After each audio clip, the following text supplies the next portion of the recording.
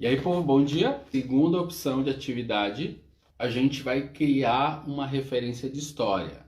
Lembra que o jogo livre, a gente faz a criança explorar o material, identificar, dar nome, etc.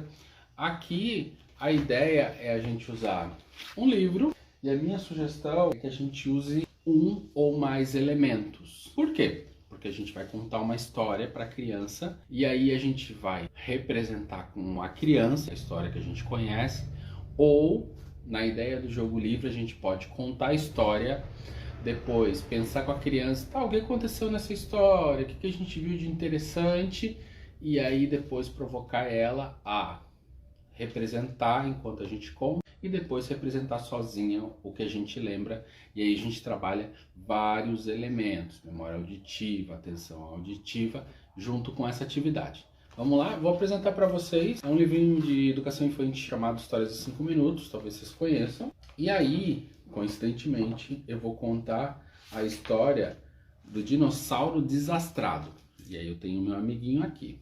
Era uma vez um dinossauro muito bondoso chamado Luke. Ele gostava muito de ajudar a todos, mas era desastrado demais. Sem referência.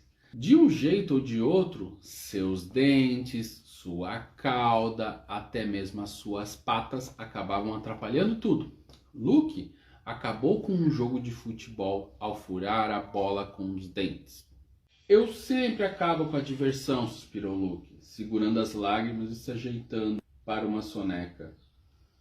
Pouco depois, ele sentiu algo nas suas costas e na cauda. Eram os dinossaurinhos que disseram: "Viva! Você é perfeito para brincar e se escorregar." Luke sorriu feliz. Ok? Então, uma história bem curtinha. A gente pode contar para a criança, né, com um elemento e deixar ela ir brincando. Depois a gente pode começar a fazer, ou a gente pode resgatar. O que tinha de legal nessa história que a gente pode recontar com o nosso boneco Luke? O dinossauro não tem nome, acho que pode ser Luke o nome dele. Que a gente pode contar com o dinossauro Luke.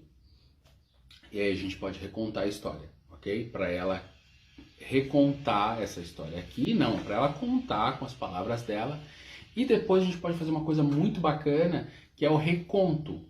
Agora a gente vai contar a história do Luke, só que a gente tem que contar ela de uma forma diferente, assim. A gente tem que mudar alguma coisa e aí a criança cria uma nova história, ok?